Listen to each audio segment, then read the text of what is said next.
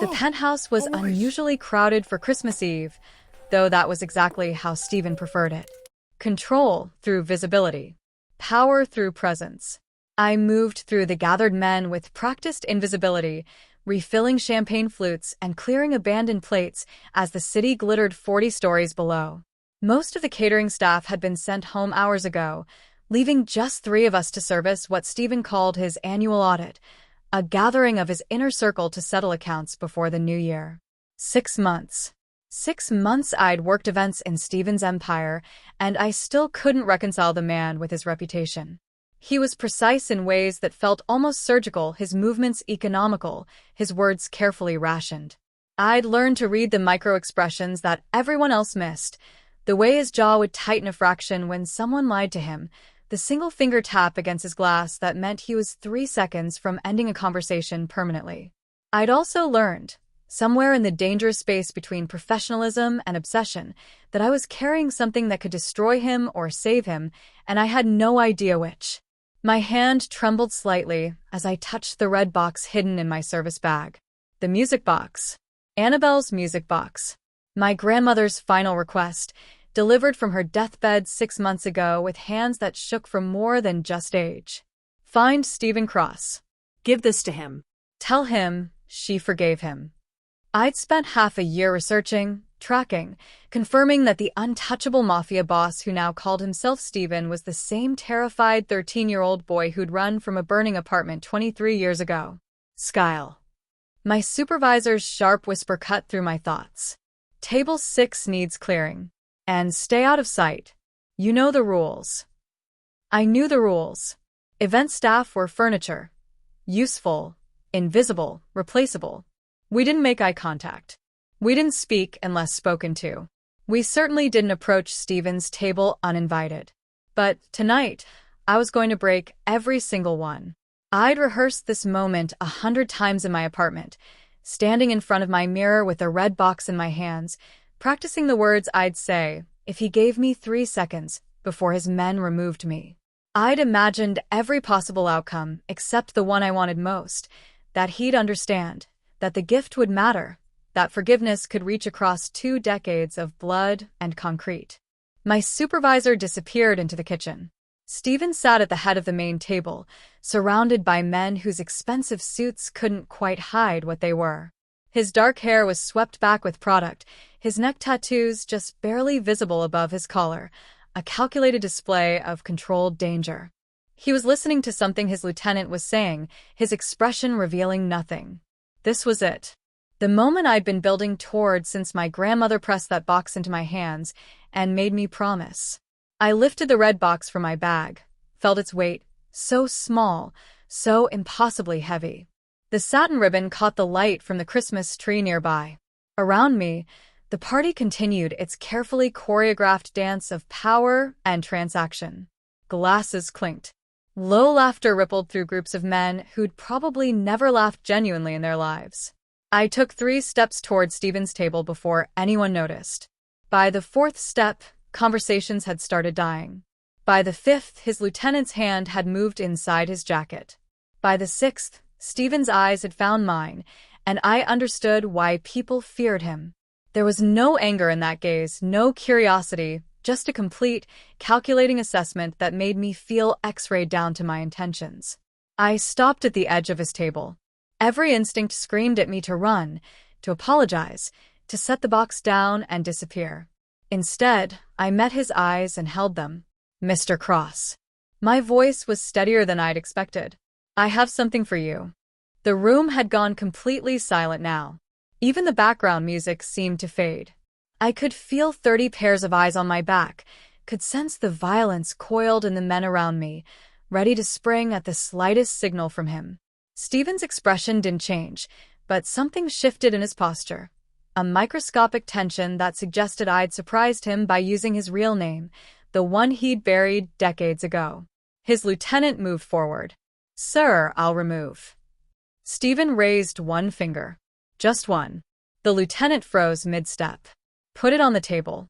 Stephen's voice was exactly what I'd expected, quiet, controlled, edged with something that might have been curiosity or might have been the moment before execution. then stepped back. My hands shook as I placed the red box in front of him. The satin ribbon looked absurdly festive against the dark wood of his table, against the hardness of everything in his world. I stepped back as instructed, folded my hands in front of me to stop their trembling, and waited. Stephen looked at the box for a long moment. Then, with the languid confidence of a man who'd never been threatened by anything wrapped in decorative paper, he pulled the ribbon loose and lifted the lid. I saw it happen in slow motion. The way his fingers, so steady and sure, suddenly froze. The way color drained from his face like someone had opened a valve.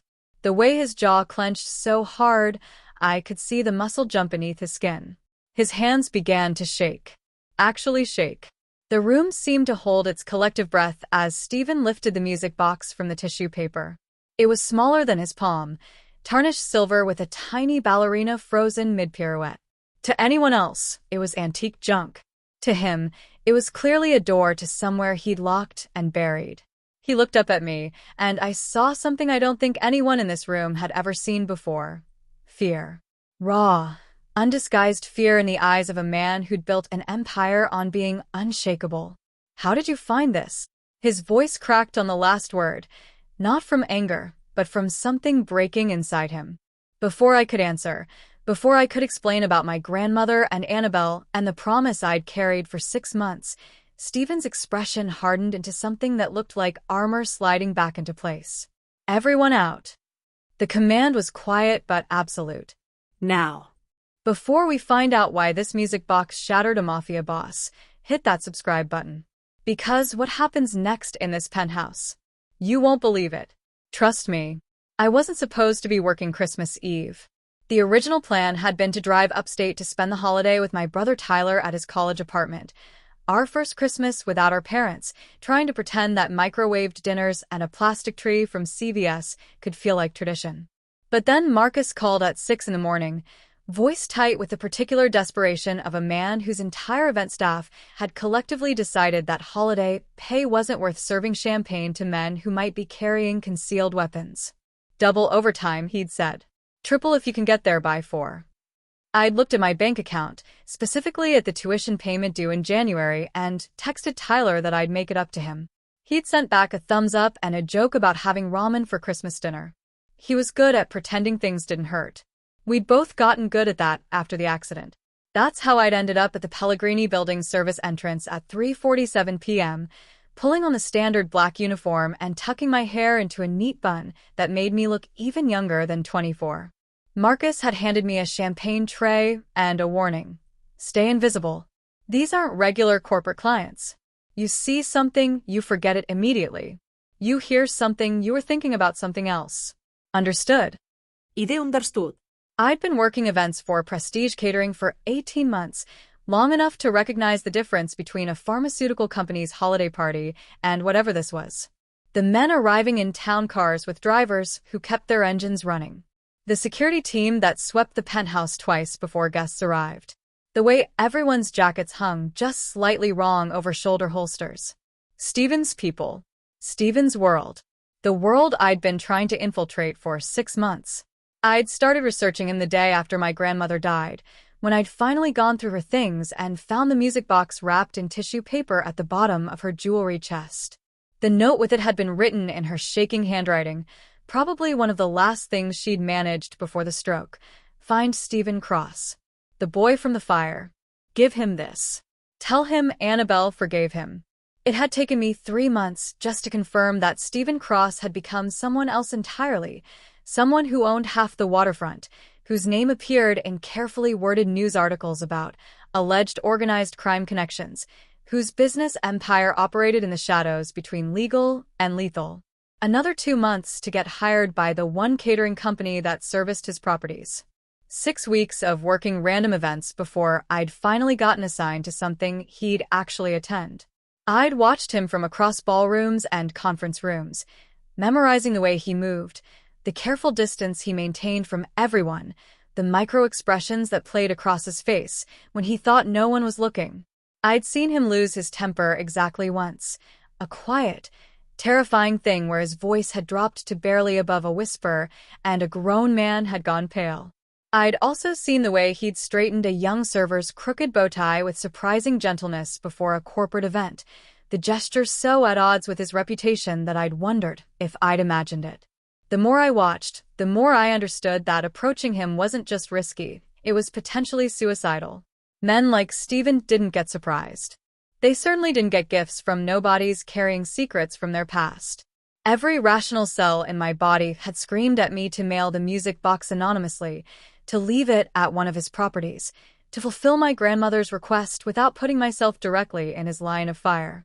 But Annabelle's last words hadn't been, "Mail this to him someday." They'd been specific, insistent, the kind of deathbed clarity that cuts through everything else. Tell him it wasn't his fault. Tell him I knew he tried. I couldn't do that through the mail. So I'd spent 6 months gathering courage I didn't have, rehearsing words that felt impossible, and waiting for the right moment. And somehow, impossibly, Christmas Eve had felt like that moment, the one night when even monsters might be vulnerable enough to hear the truth. Now, standing in his emptying penthouse with 30 pairs of eyes watching me like I was a bomb that might detonate, I wondered if I'd just made the last mistake of my very short life. The wrapping paper had been my one indulgence, crimson red with a subtle metallic sheen, the kind you'd find in boutique gift shops rather than drugstores. I'd spent 20 minutes in the store debating between this and simple brown craft paper, finally deciding that something this important deserved to look intentional. The satin ribbon had been my grandmother's, salvaged from her sewing box. Pale gold, fraying slightly at the edges, soft as silk against my fingers when I'd tied it that morning. The box itself was modest, maybe 5 inches square, shallow enough to fit in my palm. I'd cushioned the music box inside with plain white tissue paper, nothing fancy, just enough to keep it from rattling.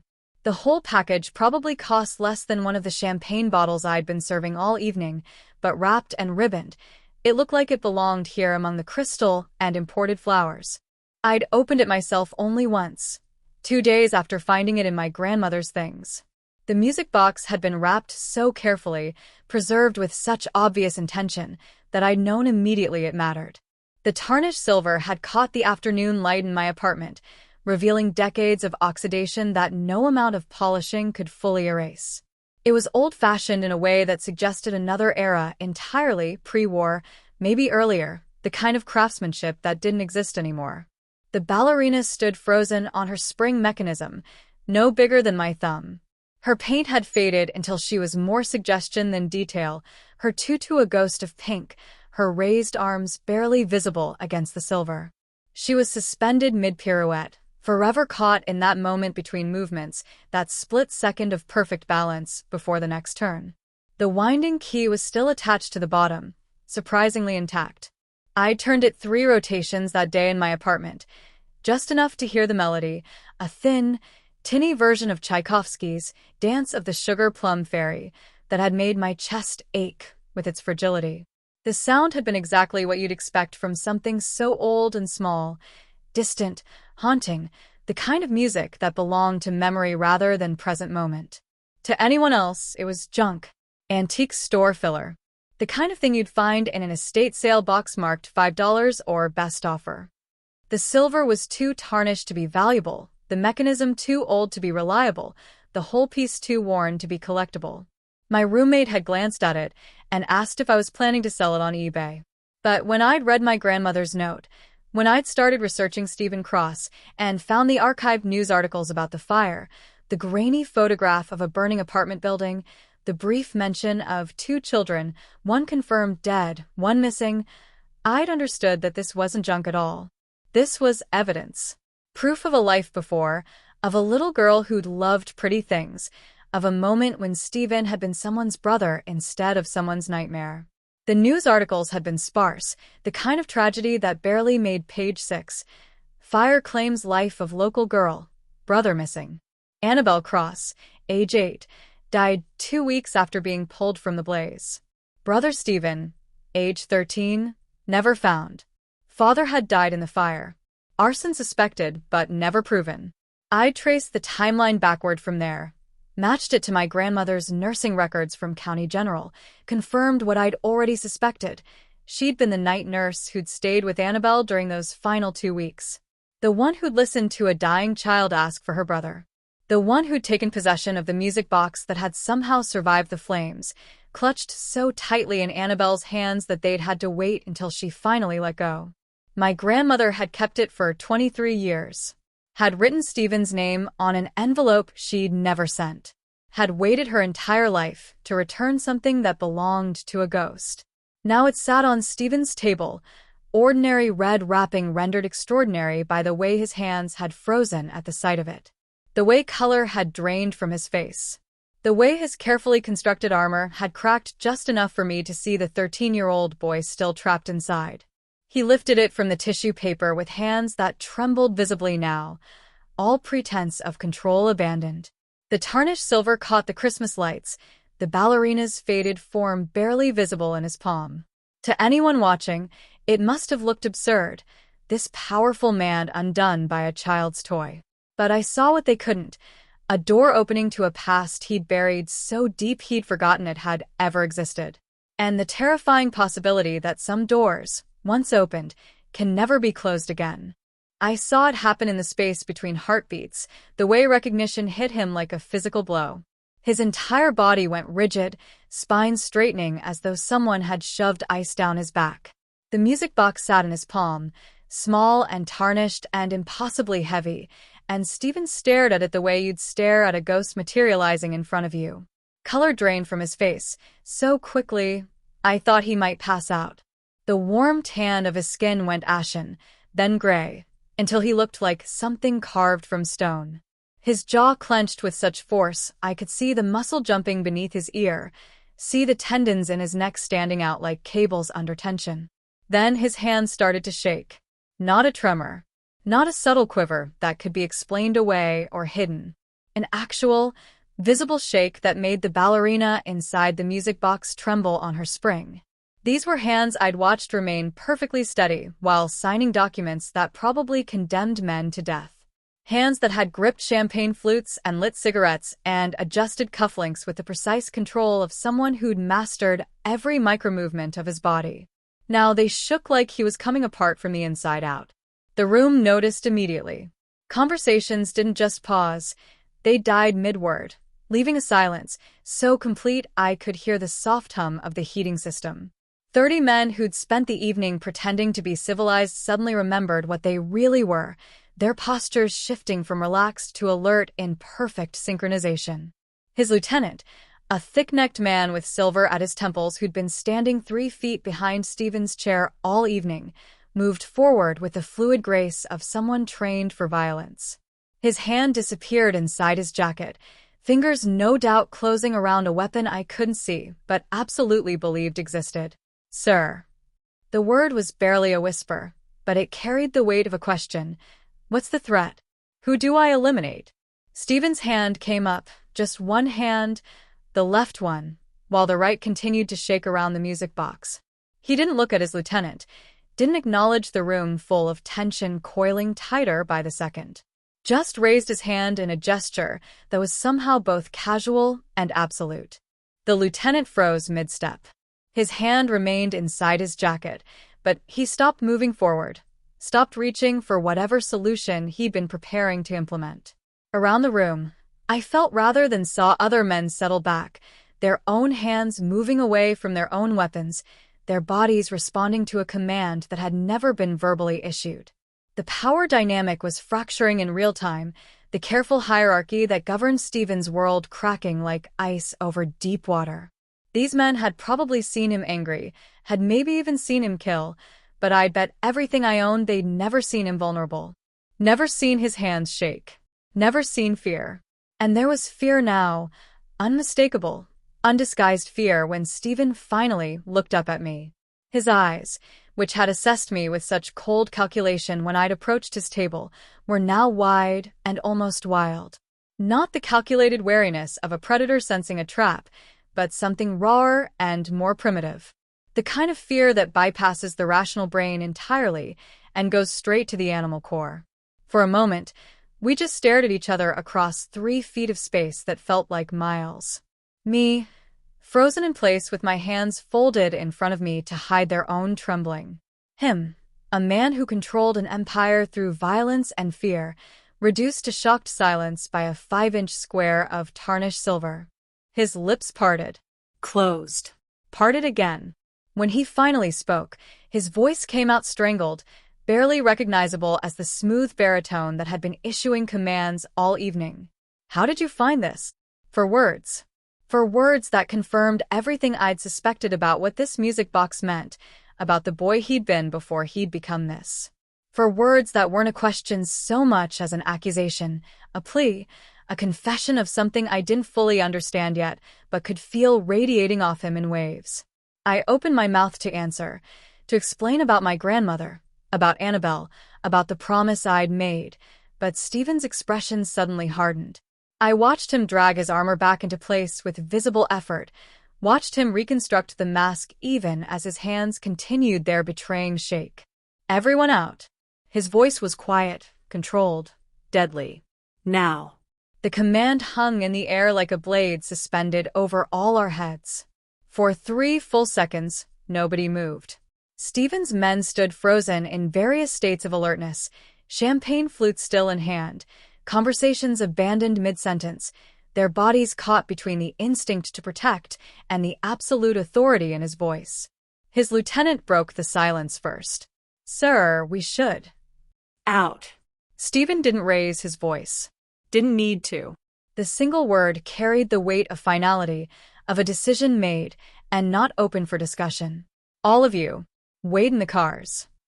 I watched the lieutenant's jaw work, saw him wrestle with 20 years of training that probably screamed, never leave the boss alone with an unknown threat. But whatever he saw in Stephen's face, whatever desperate edge colored that command, made him step back instead of forward. "Yes, sir." He gestured sharply to the others. "You heard him. Move." The exodus happened with surprising speed, though not without hesitation. Men filed toward the exits in groups of 3 and 4, casting backward glances that ranged from concerned to suspicious to openly hostile.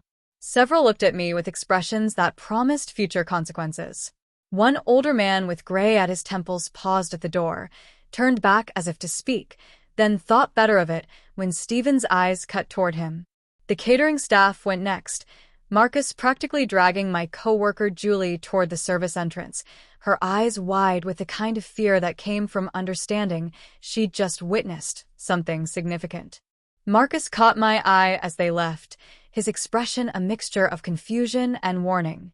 I was on my own now, whatever protection the company's insurance provided evaporating the moment that door closed. 60 seconds. That's all it took for a penthouse that had been filled with 30-some people to empty completely.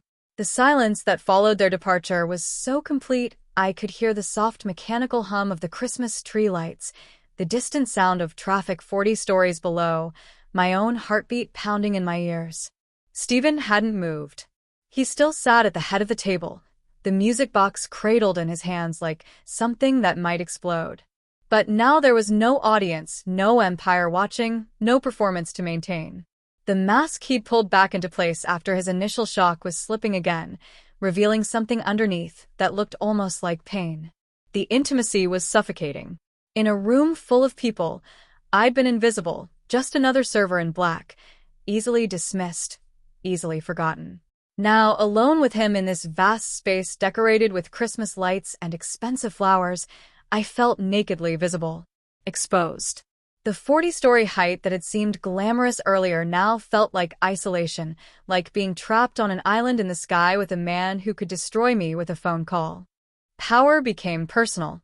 When Stephen finally looked up at me, really looked at me for the first time, I understood with crystalline clarity that I might have miscalculated fatally.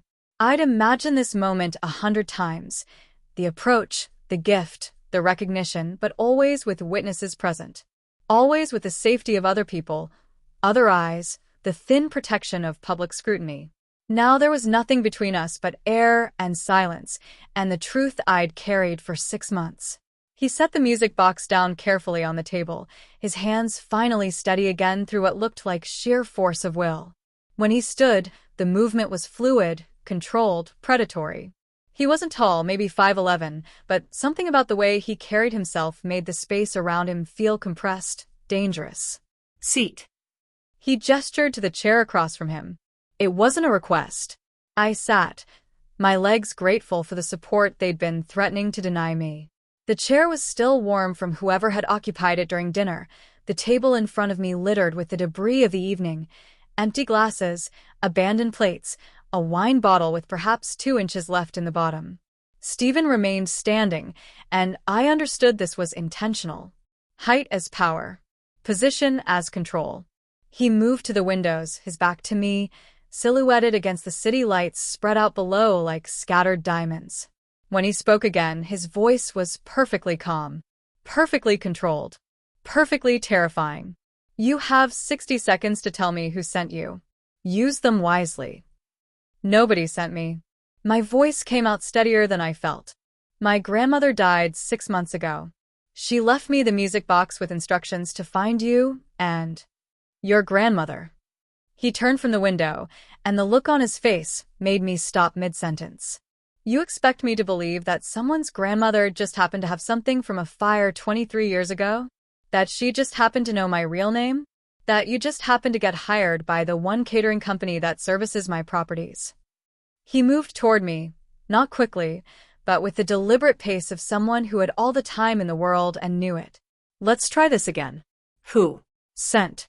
You. I'm telling you the truth. My grandmother was a nurse at County General. She was there when what? He was circling now, moving behind my chair where I couldn't see him without turning. I forced myself to stay still, hands folded on the table, even as every instinct screamed to track his movement. When a little girl died in a hospital. You've done your research. Found old news articles. Built a convincing story around public records. His hand came down on the back of my chair, close enough to my shoulder that I could feel the heat of him. What I want to know is who gave you the idea. The Calabrese family? They'd love to find leverage from my past. Or maybe it's the feds. They've been trying to flip someone in my organization for 2 years now. Plant a sympathetic girl with a sad story. See if the cold-hearted boss has any weakness left to exploit. I'm not. Or maybe it's simpler than that. He moved around to my other side, completing his circle. Maybe you're just an opportunist. Found something at an estate sale, did some digging, figured you could blackmail your way into a payout. How much were you hoping for? 6 figures? 7. I turned to face him, met his eyes even though everything in his posture radiated danger. I don't want money. I don't want anything except to keep a promise I made to a dying woman. Promises to dying women. His laugh was harsh, humorless. That's good. That's very good. Almost believable. He leaned against the table, arms crossed, studying me with the kind of intensity that felt like being dissected. Let's examine your story. Your grandmother, what was her name? Ruth. Ruth Chen. I caught myself, remembering the names I wasn't supposed to use. Ruth Okonkwo. Ruth Okonkwo. Convenient that she's dead and can't verify any of this. She supposedly worked at County General 23 years ago. In what capacity? Night nurse. Pediatric ward. And she just kept this music box for 2 decades? Never tried to find me? Never went to the police with information about a missing child? She tried. The words came out sharper than I intended. She filed reports. Talked to social workers. But a 13-year-old boy from a bad neighborhood who ran from a fire? Nobody looked very hard. Eventually the case went cold, and she gave up. Stephen's expression didn't change, but something flickered behind his eyes. So she kept it. Waited. And conveniently, on her deathbed, she remembers to tell her granddaughter to find a man who disappeared decades ago and now runs half the city's underground. She never forgot. I could hear the frustration creeping into my voice. She kept your name in her Bible. Kept the music box wrapped in tissue paper like something sacred. She made me promise because she knew. Knew what? He pushed off the table, moved closer. That I'd fall apart at the sight of it? That I'd be so grateful I'd pay you off? Or that I'd be so scared of exposure I'd do whatever you asked? That you deserve to know. The words burst out of me before I could stop them. That you deserve to know your sister forgave you before she died. That you've been carrying guilt for 23 years over something that wasn't your fault. The silence that followed felt like a physical thing, pressing against my chest. Stephen had gone completely still, his face unreadable except for the muscle jumping in his jaw. You don't know anything about guilt, he said quietly. Or fault. Or what I've been carrying. He turned away, walked back to the windows. Here's what I think happened. I'll figure out who eventually found old records. Built a profile. Sent you in here, with a story designed to hit specific pressure points. The dying grandmother. The sacred promise. The convenient absolution. I have proof, I said desperately. Proof can be faked. I have photographs. Hospital records. My grandmother's notes from. All of which could have been manufactured by someone with resources and motivation.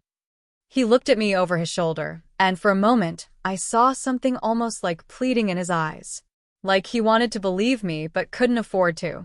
The problem with your story isn't that it's impossible. It's that it's too perfect. Too precisely calibrated to make me vulnerable. Or maybe, I said softly, the truth just sounds like fiction because you've spent 23 years believing the lie. She called you Stevie. The words hung in the air between us. Stephen's entire body went rigid, his back still to me, silhouetted against the city lights. I watched his shoulders rise and fall with a breath that looked like it took effort. She kept asking for Stevie. I continued, my voice barely above a whisper. My grandmother said it was the first thing she said when she woke up after the first surgery. Not where am I or where's my father. Just where's Stevie. Stephen didn't turn around, didn't move, but I could see his reflection in the window glass, the way his jaw had clenched, the way his hands had curled into fists at his sides. My grandmother worked the night shift.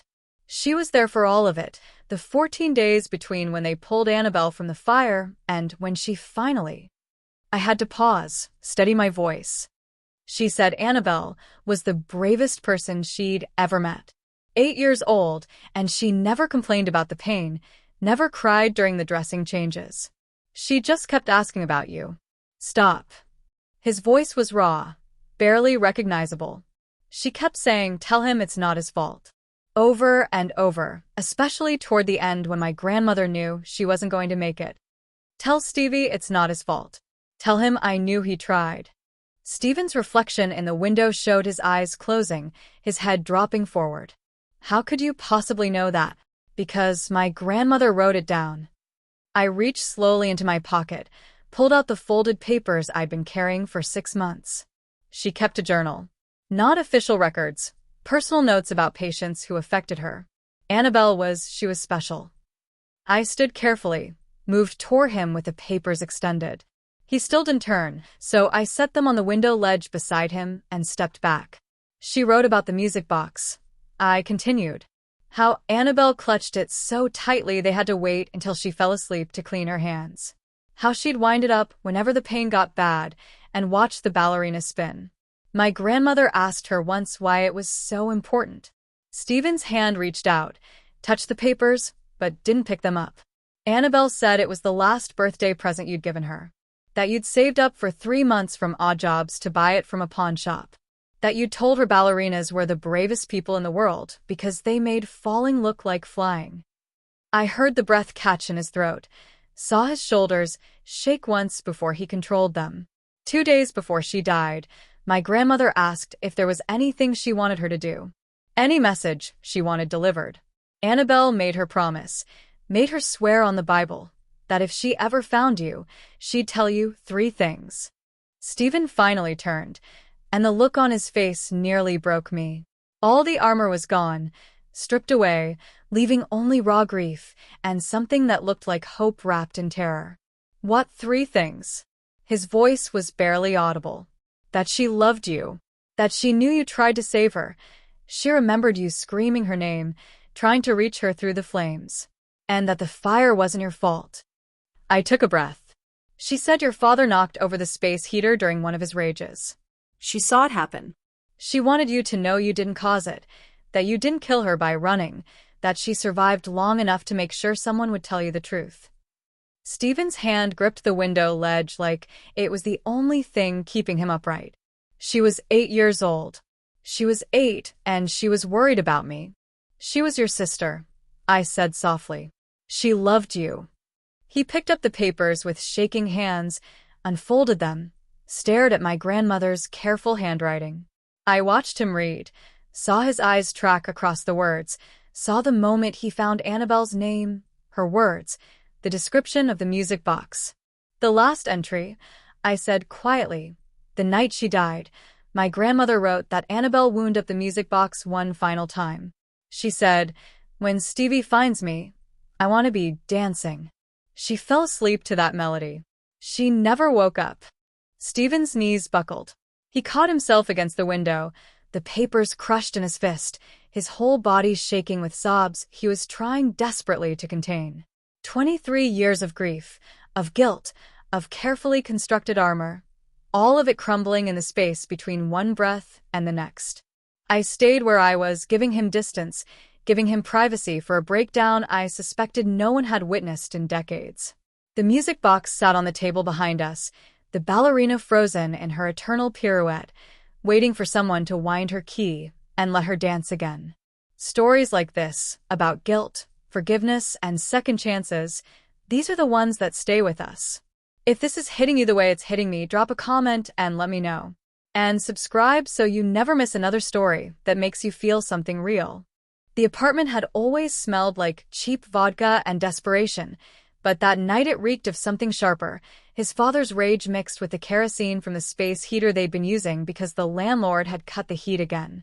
Stephen had learned to read the warning signs, the way their father's hands would shake around the bottle, the particular slur in his voice that meant violence was coming, the heavy footfalls that sent him and Annabelle scrambling for their shared bedroom. He'd been 13 and small for his age, all sharp angles and nervous energy. Annabelle had been 8, still believing that if they were quiet enough, good enough, invisible enough, maybe their father would forget they existed. That night, they hadn't been invisible enough. Stephen couldn't even remember what had set him off, a perceived slight, a look, nothing at all. Their father had been screaming about something, his words incomprehensible, his fist connecting with the wall hard enough to crack plaster. Then he'd lunged for the space heater, either trying to throw it or just too drunk to see it, and suddenly everything was flames. The kerosene ignited like gasoline. One moment the heater was knocked over, the next the entire corner of the living room was burning, flames spreading across the threadbare carpet with impossible speed. Their father stumbled backward, too drunk to process what he'd done, and collapsed against the couch that went up like kindling. Annabelle. Stephen had grabbed her hand, yanked her toward the front door. But the flames were already between them and escape, already climbing the walls, filling the apartment with smoke so thick he couldn't see 3 feet ahead. The window. He'd pulled her toward their bedroom, toward the fire escape he'd mapped out 100 times in his head for exactly this scenario. They were almost there when he heard the crack, timber giving way, ceiling joists surrendering to flame. He'd looked up just in time to see the beam falling. He'd tried to pull her clear. God, he'd tried. But his hand had slipped in hers, sweaty with fear and smoke, and the debris came down between them like a wall. He'd screamed her name, heard her scream his, Stevie, and tried to climb over the burning wood, tried to reach her through the flames. The heat had been unbearable. The smoke had been filling his lungs. And Annabelle had been on the other side screaming for him, and he couldn't reach her, couldn't save her, couldn't do anything but stand there choking and useless while his baby sister burned. He'd had maybe 3 seconds to make the choice. Stay and die with her, or run and live with it forever. 3 seconds to decide between being a brother and being a coward. He'd run. Through the window, down the fire escape, into the alley below where he'd collapsed coughing and crying and screaming her name until his voice gave out. He'd watched the building burn, watched the fire trucks arrive too late, watched them carry bodies out in bags. 2 bodies. His father, his sister, and Stephen Cross had died that night too. He'd spent the next 2 weeks sleeping in abandoned buildings, stealing food, avoiding anyone who might ask questions. By the time social services stopped looking for a 13-year-old boy presumed dead in the fire, he'd already learned to become invisible. He'd learned that attachment meant weakness, that love meant loss, that the only way to survive was to never let anyone matter enough to hurt you again. He'd built himself into something harder over the years. Found work with people who valued ruthlessness over conscience. Discovered he had a talent for violence, for reading people, for making difficult decisions without flinching. Every cruel choice, every life he'd taken or ruined, had been both penance and armor, payment for the sister he'd abandoned, protection against ever feeling that helpless again. He'd become Steven. No last name, no past, no weakness. Just power and fear and the cold certainty that he'd never run from anything again because there was nothing left inside him worth saving. He'd built an empire on that foundation. Had convinced himself the guilt was just the cost of survival, that Annabelle's screams were simply the price he'd paid for becoming untouchable. He'd never known she survived those flames. Never knew she'd spent 14 days fighting for life, while he'd been reinventing himself as something that couldn't be hurt. Never knew that in her final conscious moments, she'd been worried about him. Not angry, not abandoned, but desperately trying to absolve him of the guilt he'd been carrying like stones in his pockets. 23 years. 23 years of believing he'd killed her through cowardice, of building a fortress around a core of self-hatred so deep it had become indistinguishable from his identity. And all of it, every act of violence, every ruthless decision, every time he'd chosen power over humanity, all of it had been penance for a sin she'd already forgiven. Dawn was breaking over the city when Steven finally moved from the window. The sky had shifted from black to deep purple to that particular shade of gray that comes just before sunrise. Below us, the city was beginning to wake. Early traffic, delivery trucks, the first commuters starting their Christmas morning routines. He'd been silent for over an hour, just standing there with my grandmother's journal pages clutched in one hand, his other hand pressed against the glass like he was holding himself upright. I'd stayed in my chair, afraid to move, afraid to speak, uncertain whether I was a guest or a prisoner, or something in between. Finally, he walked back to the table and picked up the music box. His hands were steady now, though his eyes were red-rimmed, his face raw in a way that made him look younger and infinitely more human. He turned the small key on the bottom, 3 careful rotations, and set it down. The melody filled the silence, thin, tinny, haunting.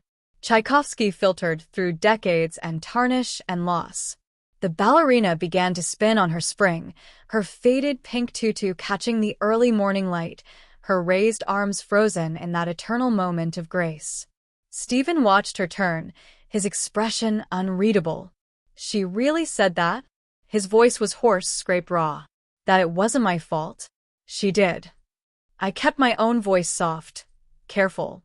Those were her exact words. Tell Stevie it's not his fault. Tell him I knew he tried. He was quiet for a long time, watching the ballerina slow as the mechanism wound down. The melody grew fainter, the spins less frequent, until finally she stopped mid-pirouette, forever caught in that space between movements. You're going to leave now. He didn't look at me when he said it, his eyes still fixed on the music box. You're going to forget this happened. If anyone asks, your boss, your coworkers, anyone, you delivered some flowers. That's all. You never gave me a gift. We never spoke. Understood? I nodded, then realized he wasn't looking and found my voice. Understood. He pulled his phone from his pocket, made a call. Get up here. Just you. A pause. Now.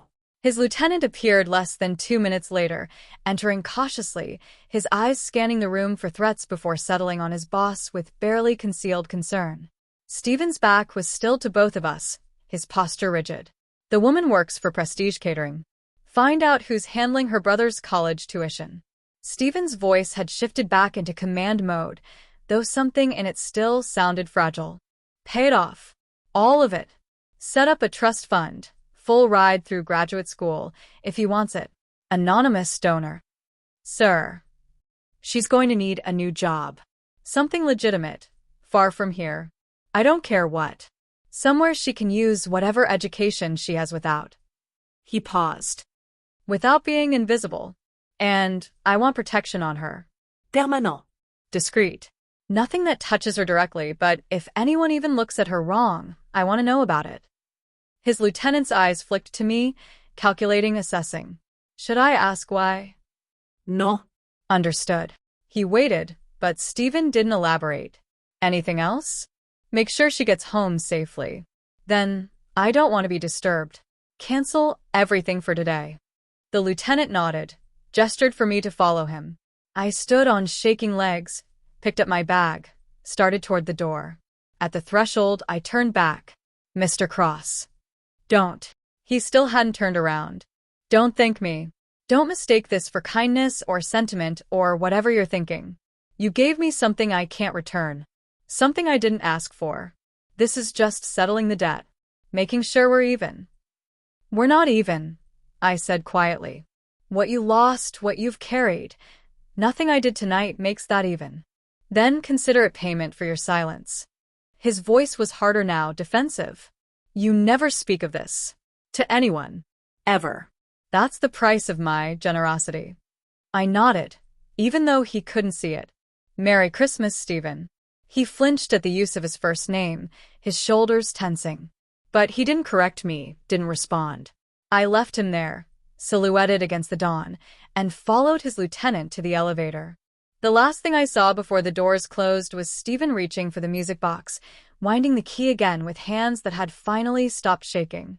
If you made it this far, you felt something. That's what these stories are about. Subscribe and become part of a community that believes in the power of storytelling. Drop a comment telling me what you thought. I read every single one. He waited until he heard the elevator descend, until he was certain he was truly alone. Then Stephen Cross, the man who'd built an empire on fear, who hadn't cried in 23 years, who'd convinced himself he was incapable of breaking, wound the music box one more time. The ballerina spun. The melody played. And finally, privately, he allowed himself to grieve not just for the sister he'd lost, but for the boy who died trying to save her. The tears came hot and fast, 23 years of them, and for the first time since that night, Stephen let them fall without armor, without audience, without anything but the ghost of a little girl who'd loved him enough to forgive what he'd never forgiven himself. Outside, Christmas morning broke over the city. Inside, something in Stephen broke too, not destruction, but the kind of breaking that lets light in. The kind that makes room for healing. He was still a mafia boss. Still dangerous. Still untouchable to everyone who knew his name. But he was no longer just a ghost.